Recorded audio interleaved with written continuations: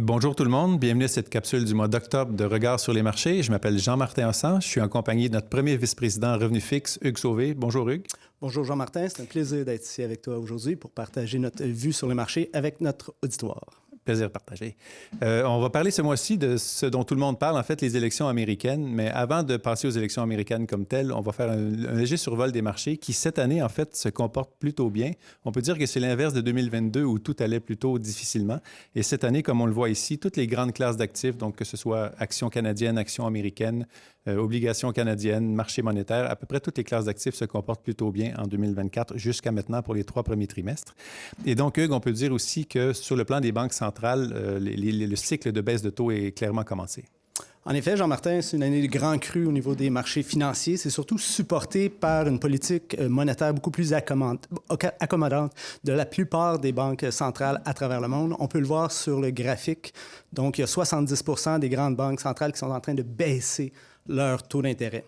Et puis ça, c'est dû bien évidemment au contrôle de l'inflation de plus en plus évident, comme on l'a vu dans le dernier chiffre au Canada à 1,6 d'inflation dans la dernière année, donc sous la cible de la Banque du Canada. Et sur le plan américain, la Réserve américaine, en fait, normalement, il y a un lien entre les récessions et les hausses et les baisses de taux. Qu'est-ce qu'on peut dire à ce moment-ci? Tout à fait, on le voit sur le graphique, encore une fois, les baisses de taux, là, plus spécifiquement aux États-Unis et au Canada.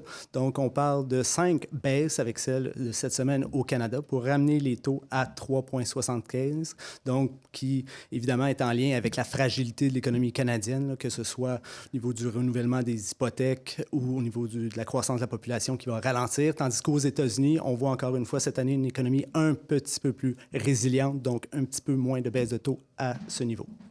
Et sur le plan des élections, on parle des élections américaines, on a souvent tendance à penser que les risques géopolitiques ou les incidents qui se passent un peu partout dans le monde peuvent avoir un effet très fort sur les marchés. C'est vrai que les marchés réagissent aux risques géopolitiques, mais ont tendance à se replacer par la suite. Donc, on le voit ici sur le graphique, certains grands événements qui ont causé des réactions de marché, évidemment, mais qui ont vu par la suite les marchés se replacer vers une normale plus historique.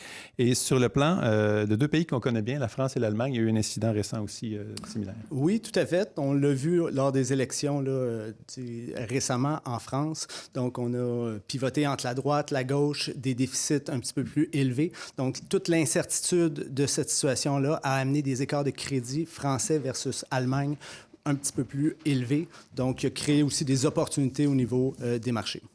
Et sur le plan américain, encore une fois, on parlait de pivot entre la gauche et la droite. Hugues, donc que ce soit les démocrates ou les républicains qui soient au pouvoir, est-ce qu'on peut dire que ça change beaucoup pour les marchés ou pas tellement? Non. On a de la misère, en fait, à trouver vraiment une relation entre le parti au pouvoir et le marché financier, boursier, en particulier sur le graphique, dont on le voit que ce soit un ou l'autre. C'est beaucoup plus conjoncturel, je dirais, la relation entre les marchés que spécifiquement attaché à un parti politique. Et sur le plan international aussi, les grands événements, là, depuis la guerre mondiale, on peut voir que c'est un peu similaire, finalement. Tout à fait. On le voit, là, que ce soit des guerres, des crises. Donc, le message qu'on veut vraiment passer ici, c'est qu'à long terme, vaut mieux avoir une bonne stratégie, de la stabilité dans notre portefeuille d'investissement. Tu nous as d'ailleurs préparé un graphique qui montre les 100 jours précédant l'élection américaine et les 100 jours qui suivent une élection américaine. On a les résultats ici. Exactement. À ce niveau-là, on voit une petite tendance, c'est marginal, mais c'est sûr qu'une élection, en fait, a tendance à faire diminuer l'incertitude. On sait exactement ça va être quoi les programmes en place, et puis c'est qui va gérer ces programmes-là. Donc, on le voit du côté du graphique de gauche. Donc, dans les 100 jours qui font suite à une élection, il y a quand même une petite tendance à la hausse sur les marchés boursiers, tandis qu'au niveau des obligations, c'est beaucoup moins clair, là.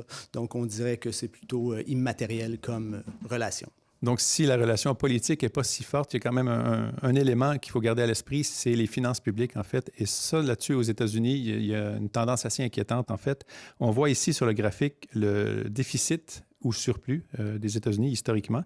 Et on voit que pour les prochaines années, on s'attend à 6-7 du PIB en déficit et il n'y a aucun plan de retour à l'équilibre budgétaire.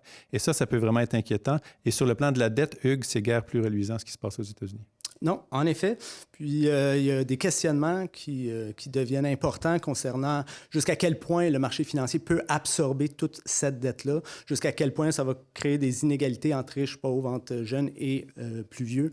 Donc, c'est vraiment une question de gérer tout cet endettement-là par l'austérité, au niveau de l'inflation, par des défauts. Donc, il y a des grands questionnements, des grands défis qu'il va falloir résoudre tous ensemble. Et puis, ça crée aussi des opportunités au niveau des marchés financiers qui peuvent être intéressants pour les gestionnaires de portefeuille. Et justement, Hugues, en termes d'occasion de marché, sachant tout ça, comment on se positionne maintenant? Bien, chez Optimum, au niveau économique, on prévoit un atterrissage en douceur de l'économie américaine. Donc, on ne prévoit vraiment pas une grosse récession. Donc, on est quand même assez confiant avec nos positions. Des baisses de taux qui devraient se poursuivre, donc qui devraient supporter le marché. Au niveau des revenus fixes, un positionnement qui devrait être profitable si on reste neutre au niveau de la durée, un petit peu défensif, tandis qu'au niveau de l'allocation d'actifs, on croit fortement aux actions privilégiées, donc on recommande. Et puis, au niveau des actions ordinaires, un positionnement un petit peu plus défensif. Merci beaucoup, Hugues. N'hésitez pas à nous écrire si vous avez des questions. Ça nous fait toujours grand plaisir d'y répondre. Vous pouvez aussi nous suivre sur LinkedIn, bien sûr. On vous souhaite une bonne soirée électorale le 5 novembre et on se revoit le mois prochain.